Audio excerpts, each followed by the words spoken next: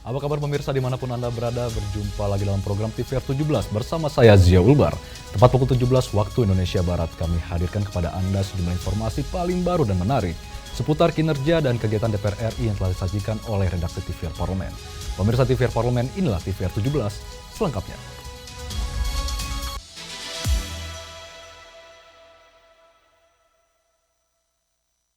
DPR RI berencana menyelidiki pembangunan pagar laut di pesisir Tangerang yang belakangan menjadi sorotan publik. Wakil Ketua DPR RI Sufmi Dasko Ahmad mengungkapkan DPR RI akan berhati-hati agar tidak salah langkah dalam melakukan penyelidikan kasus tersebut. DPR RI berencana menyelidiki pembangunan pagar laut di pesisir Tangerang, Banten yang belakangan menjadi sorotan publik. Wakil Ketua DPR RI Sufmi Dasko Ahmad mengungkapkan, komisi terkait telah diminta untuk mengidentifikasi pihak-pihak yang bertanggung jawab atas pembangunan pagar laut tersebut. Menurut Dasko, terdapat beberapa pihak yang mengklaim keterlibatan dalam proyek ini, termasuk kelompok masyarakat dan nelayan. Namun DPR RI akan berhati-hati agar tidak salah langkah dalam memanggil pihak terkait. Nah, kita sudah minta komisi teknis sekarang justru mengecek siapa pihak yang bertanggung jawab. Karena ini kan ada banyak pihak yang mengaku bertanggung jawab. Itu ada nelayan, ada kemudian kelompok masyarakat.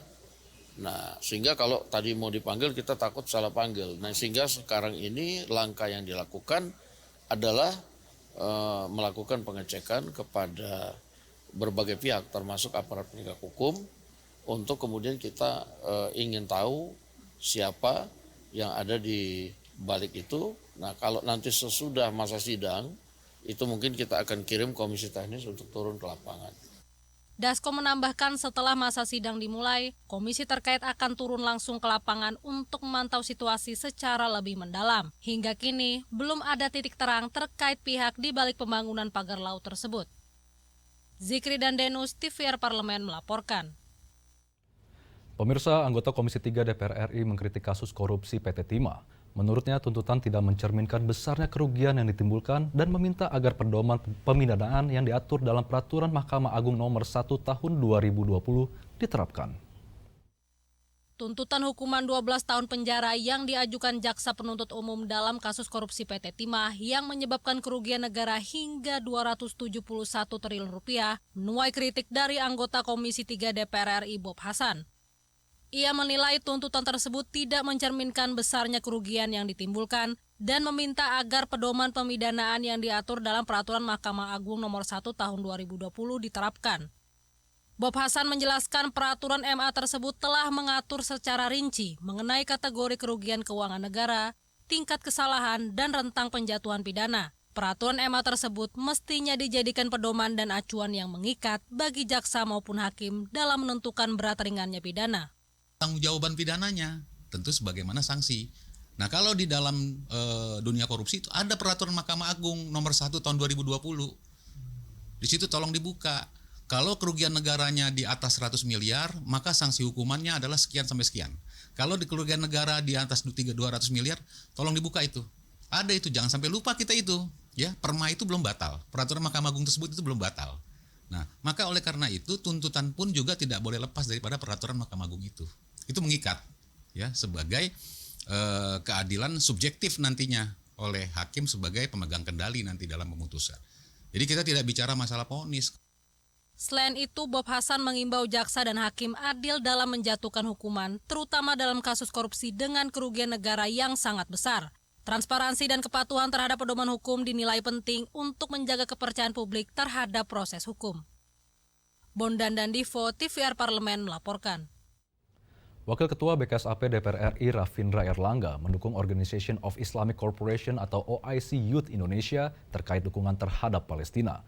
Rafindra mengapresiasi upaya OIC dalam pembuatan Gaza Tribunal yang merupakan kumpulan dokumentasi dan testimoni kejadian di Gaza Palestina selama invasi Israel. Wakil Ketua BKSAP DPR RI Rafindra Erlangga mendukung Organization of Islamic Cooperation atau OIC Youth Indonesia terkait dukungan terhadap Palestina.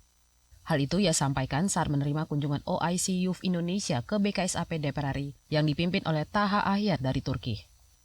Rafindra mengapresiasi upaya OIC dalam pembuatan Gaza Tribunal yang merupakan kumpulan dokumentasi dan testimoni kejadian di Gaza, Palestina selama invasi Israel. Menurutnya, hal itu akan menjadi dasar untuk mengungkap kebenaran di forum-forum internasional atas kejahatan yang dilakukan Israel. Selain itu, BKSAP DPR RI juga akan memperkuat bantuan kemanusiaan.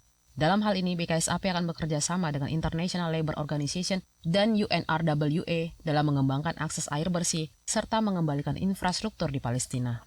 Nah, antara lain penguatan-penguatannya adalah ada kerjasama dengan ILO misalnya untuk mengembangkan akses air bersih misalnya.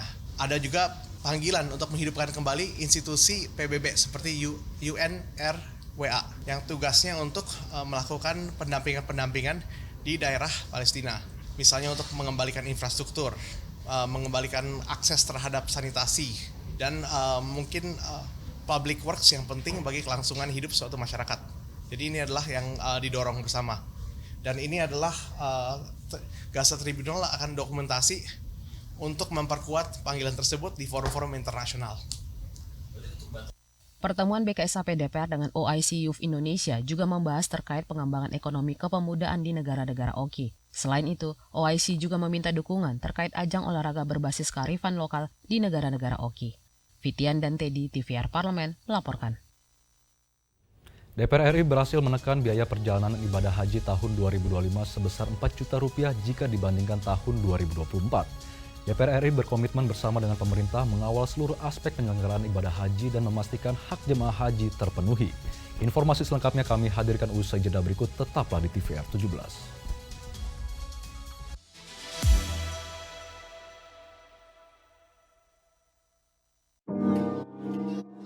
Membagi waktu itu harus ada prioritas.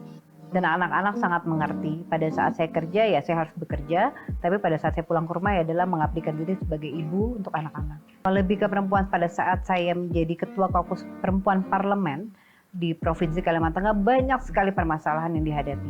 Pertama adalah kekerasan rumah tangga. Kedua adalah pernikahan dini, anak-anak di bawah umur. Ketiga adalah masalah stunting.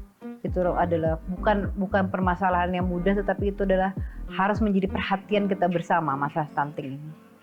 Itu banyak hal yang permasalahan yang dihadapi kami di Kalimantan Tengah pada saat itu. Dan saya sangat percaya bahwa di bawah Pak Surya Paloh dan juga menurut saya Partai Nasdem adalah partai yang sangat menaungi kaum wanita. Pengusaha sukses atau dunia politik? Waduh, boleh nggak dua-duanya? Salah satu. Pengusaha sukses atau dunia politik? Dunia politik itu apa? Sukses juga nggak dunia politiknya? Ya, sukses sekarang. Dunia politik lah. Karena di dunia politik saya bisa jadi pengusaha. Menjadi pengusaha sukses belum tentu bisa jadi dunia politik loh. Ajak anak jalan-jalan atau ketemu konstituen? Nah ini dia nih. Kalau sekarang banyak ketemu konstituen daripada ajak anak saya jalan-jalan. Jadi saya pilih ajak anak saya jalan-jalan aja. Karena kenyataannya kerja terus, iya. Anak saya lagi nyariin terus nih. Segera, hanya di TVR Parlemen.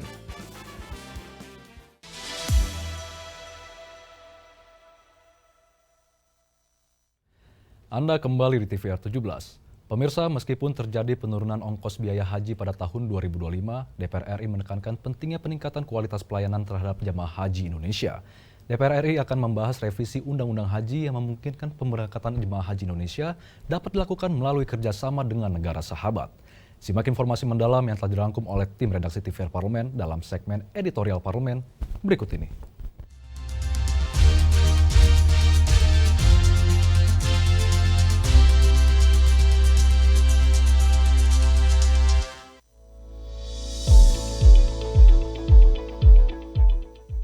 DPR RI berhasil menekan biaya perjalanan ibadah haji tahun 2025 sebesar Rp4 juta jika dibandingkan tahun 2024. Hal ini disepakati oleh DPR RI bersama pemerintah sejak Panja Ibadah Haji dibentuk. Biaya perjalanan ibadah haji atau BPIH tahun 1446 Hijriah atau 2025 Masehi sebesar Rp89 juta. Angka ini mengalami penurunan sebesar Rp4 juta dibandingkan BPIH tahun 2024 sebesar 93 juta rupiah. Calon jemaah haji Indonesia tahun 2025 membayar biaya perjalanan ibadah haji sebesar 55,4 juta per orang. Berbeda pada tahun 2024, calon jamaah haji membayar 56 juta per orang. Dengan mengurangi beban jamaah dan penghematan terhadap nilai manfaat sebesar 6,8 triliun, DPR RI berkomitmen bersama pemerintah mengawal seluruh aspek penyelenggaraan ibadah haji dan memastikan hak jamaah haji terpenuhi. Untuk biaya penyelenggaraan haji pada tahun 2025 ini ada penurunan biaya sebesar lebih kurang 4 juta rupiah. Jadi biasanya kalau tiap tahun naik, tahun ini turun. Walaupun nilai tukar rupiah terhadap dolar kita sama-sama tahu, walaupun ada kenaikan-kenaikan pembiayaan, tetapi pada tahun ini alhamdulillah biaya haji, penyelenggaraan haji turun 4 juta rupiah. Ya memang ada keprihatinan bahwa kemudian penyelenggaraan haji ini dari tahun ke tahun memang harus diperbaiki. Ketelitian dan kecermatan yang dilakukan tim Panja Haji mendapatkan apresiasi dari Presiden Prabowo dalam menurunkan biaya haji dan mendorong fungsi pengawasan secara ketat dalam pelaksanaan ibadah haji tahun 2025. DPR RI mendorong Presiden segera menerbitkan Kepres agar semua rangkaian pelaksanaan ibadah haji bisa dimulai sesuai perintah undang-undang. Kita sudah melaporkan ke Presiden dan beliau menyambut baik apa yang kita lakukan, bahwa ketelitian dan kecermatan para anggota Panja di Komisi 8 beliau memberikan apresiasi. Sekalipun sebetulnya dia menunjukkan masih belum puas, masih mungkin untuk diturunkan. Apakah masih dilakukan penurunan? Kami kira tidak, karena sudah kita putuskan. Dan kita berharap bahwa Presiden agar segera menerbitkan Kepres supaya pelaksanaan ibadah haji ini bisa segera kita mulai. Karena menurut undang-undang setelah disahkan oleh DPR harus ada Kepres. Meskipun terjadi penurunan ongkos biaya haji pada tahun 2025, DPR RI menekankan pentingnya peningkatan kualitas pelayanan terhadap jamaah haji Indonesia, mulai dari penyediaan makanan bercita rasa Indonesia, fasilitas transportasi yang memadai, pemondokan yang jaraknya tidak terlalu jauh dengan tempat ibadah, dan penyediaan toilet bagi lansia. Pemondokan, catering, dan sebagainya, ini nampaknya harus didiskusikan agak panjang ini ke Badan Penyelenggara Haji, karena Pak Prabowo kan menyampaikan punya angan-angan ada kampung haji di sana. Nah, ini belum dibicarakan sama sekali. Sekarang baru mengurangi dari 16,5 real satu kali sajian, satu kali makan, kemudian DPR minta supaya diturunkan lagi karena real di lapangan bisa kurang gitu. Kemudian keluar angka 14, kemudian sekarang 15, jadi berkurang 1,5 real. Tapi sekali lagi ini tetap tidak boleh mengurangi hak jamaah dan pelayanan. Pemerintah perlu memperhatikan pentingnya langkah antisipasi kedaruratan dalam penyelenggaraan ibadah haji, khususnya petugas haji Indonesia yang dinilai masih kurang untuk melakukan pendampingan bagi jamaah haji Indonesia yang mayoritas lansia. Tim Liputan TVR Parlemen melaporkan.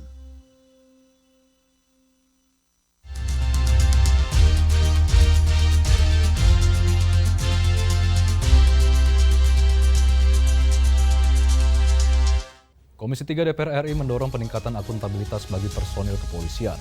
Mengingat akhir-akhir ini cukup banyak insiden nirakuntabilitas yang melibatkan personil kepolisian di berbagai tempat. Informasi selengkapnya kami hadirkan usai jeda berikut. Jangan kemana-mana, tetaplah di TVR 17.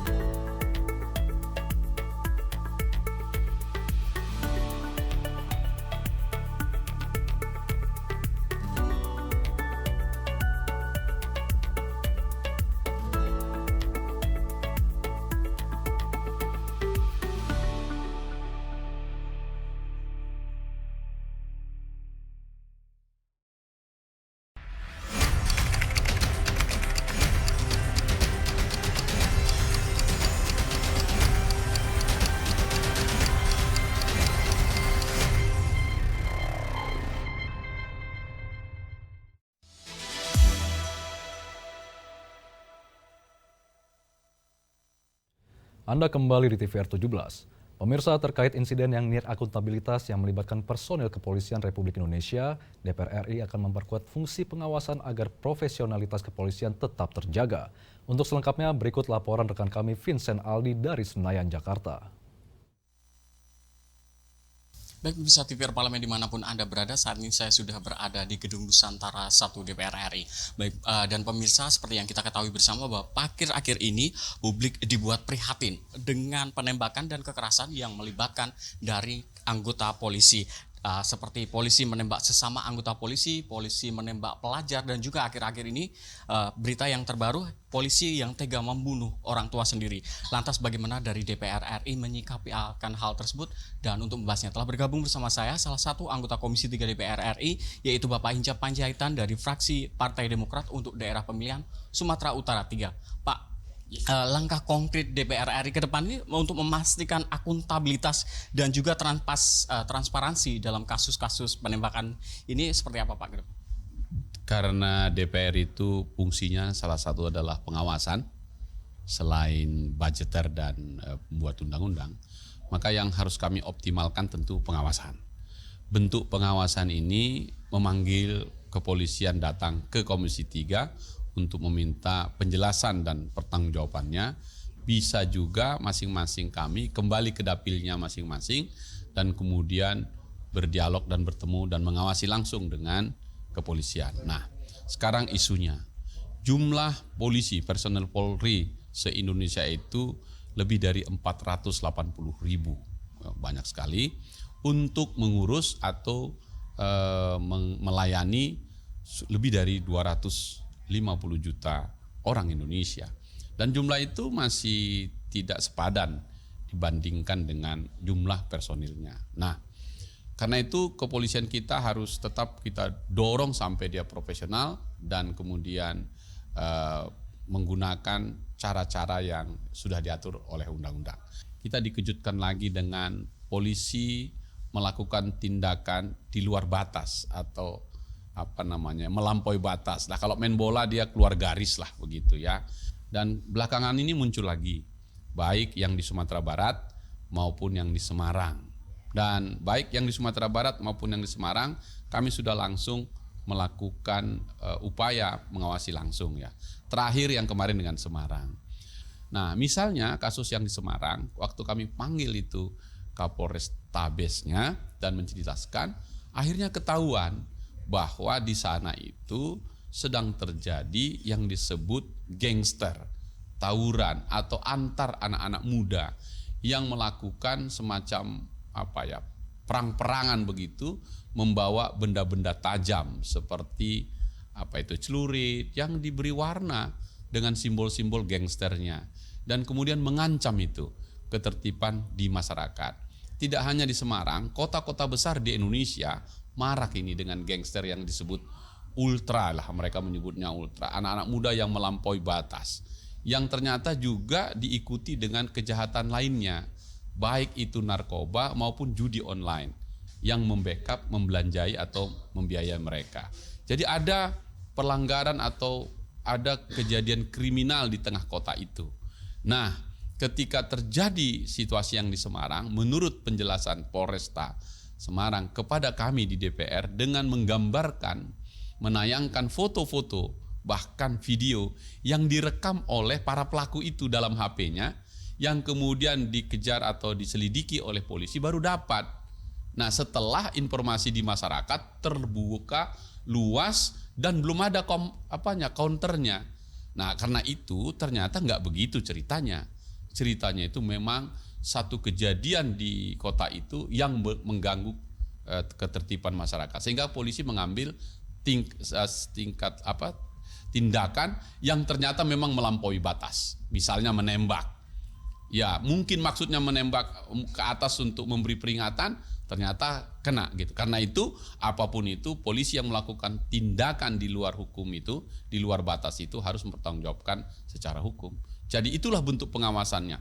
Polisinya harus melakukan ke dalam koreksi, masyarakatnya juga harus kita sama-sama menjaga ketertiban itu. Dan nanti yang akan datang kita panggil Propam, bagaimana mengatasi atau menjaga agar polisi atau personil polisi yang mempunyai senjata ini kapan harus punya senjata yang dibawa, kapan yang harusnya pakai pentungan saja, kira-kira gitu.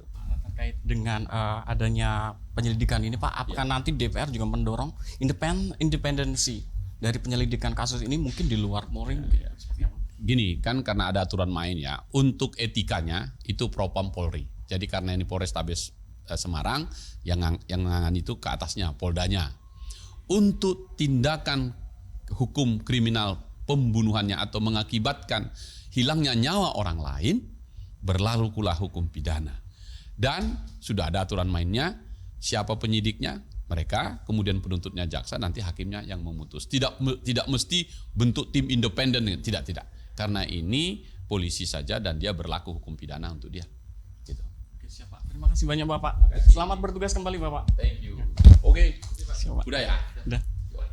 Baik, pemirsa, demikianlah wawancara saya dengan salah satu anggota Komisi 3 DPR RI, yaitu Bapak Hinca Panjaitan terkait dengan penembakan dan kekerasan yang dilakukan oleh anggota dari kepolisian.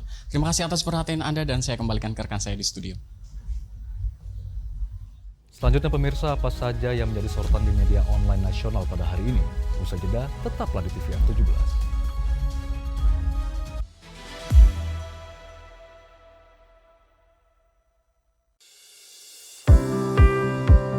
Mengenal tugas dan fungsi DPR RI. Dewan Perwakilan Rakyat atau DPR adalah lembaga negara yang mewakili aspirasi rakyat. Kehadiran DPR RI merupakan salah satu bukti bahwa Indonesia merupakan negara demokrasi. Sebagai salah satu lembaga perwakilan rakyat, apa saja tugas dan fungsi yang diemban DPR RI? Berdasarkan pasal 20A ayat 1 Undang-Undang Dasar 1945, DPR memiliki 3 fungsi, yakni fungsi legislasi, anggaran, dan pengawasan. Tugas dan wewenang DPR berbeda untuk setiap fungsinya. Yang pertama, fungsi legislasi. Menyusun program legislasi nasional atau prolegnas, menyusun dan membahas rancangan undang-undang, menerima rancangan undang-undang yang diajukan oleh DPD, membahas rancangan undang-undang yang diusulkan oleh Presiden ataupun DPD, menetapkan undang-undang bersama dengan Presiden, menyetujui atau tidak menyetujui peraturan pemerintah pengganti undang-undang yang diajukan oleh Presiden untuk ditetapkan menjadi undang-undang. Yang kedua, fungsi anggaran. Memberikan persetujuan atas rancangan undang-undang tentang APBN yang diajukan oleh Presiden. Memberikan persetujuan terhadap pemindahntanganan aset negara maupun terhadap perjanjian yang berdampak luas bagi kehidupan rakyat yang terkait dengan beban keuangan negara. Menindaklanjuti hasil pemeriksaan atas pengelolaan dan tanggung jawab keuangan negara yang disampaikan oleh BPK. Memperhatikan pertimbangan DPD atas rancangan undang-undang tentang APBN dan rancangan undang-undang terkait pajak, pendidikan, dan agama. Yang ketiga, fungsi pengawasan.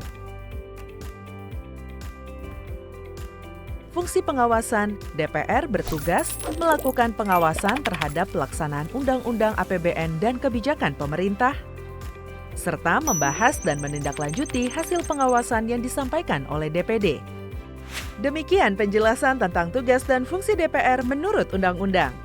Informasi ini dipersembahkan oleh TV dan Radio Parlemen, Biro Pemberitaan Parlemen, dan Sekretariat Jenderal DPR RI.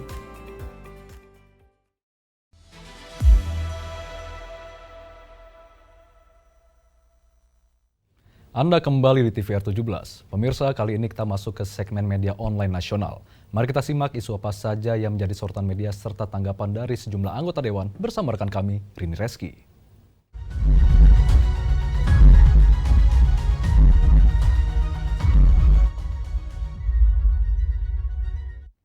Baik, terima kasih rekan Zia dan pemirsa, selamat sore. Kita masuk ke berita pertama yang menjadi headline di media online pada hari ini, yaitu mengenai DPR RI yang mendukung keberlanjutan program makan bergizi gratis, menargetkan penurunan stunting. Kita lihat pemirsa ke layar kaca. Di sini Wakil Ketua DPR RI yaitu Cucun Ahmad Samsyurizal menyebutkan baik dimulainya program makan bergizi gratis yang diharapkan dapat tepat sasaran dan juga tersalurkan dengan baik.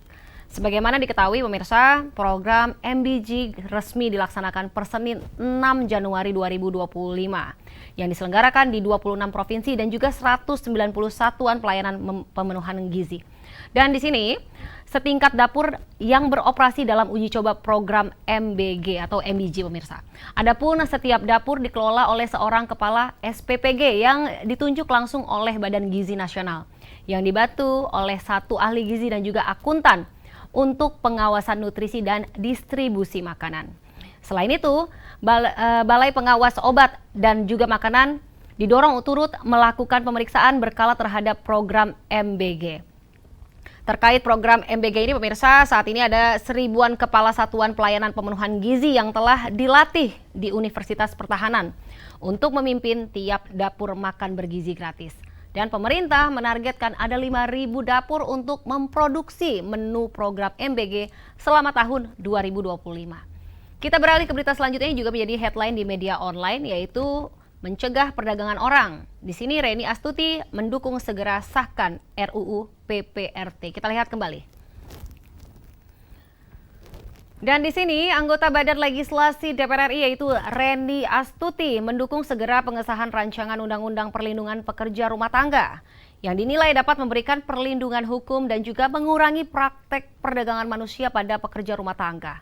Di samping itu pemirsa, beberapa poin yang terkandung dalam rancangan Undang-Undang PPRT dinilai masih belum diperkuat dengan jumlah aturan larangan. Sebagaimana diketahui, masih banyak kasus kekerasan kepada pekerja rumah tangga, sehingga pengesahan ini diharapkan dapat mengurangi tingkat kekerasan. Dan rancangan Undang-Undang Perlindungan Pekerja Rumah Tangga dinilai sangat sesuai dengan tujuan bernegara, di mana para pekerja rumah tangga merupakan manusia yang perlu dimanusiakan. Baik pemirsa, itu tadi headline di media online pada hari ini yang saya sampaikan terkait dengan DPR RI yang mendukung keberlanjutan program makan bergizi gratis, targetkan penurunan stunting, serta cegah perdagangan orang. Reni Astuti dukung segera sahkan rancangan Undang-Undang PPRT. Sekian dari saya Rinda Reski, kembali ke rekan Zia. Terima kasih, selamat sore.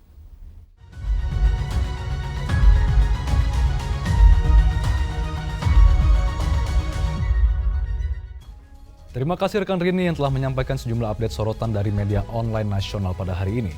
Dan pemirsa, segmen media online tadi sekaligus menutup program TVR 17 edisi sore hari ini. Saya Zia Ulbar beserta seluruh kru TVR Parlemen yang bertugas mengucapkan terima kasih dan pamit undur diri dari hadapan Anda. TVR Parlemen, referensi Indonesia.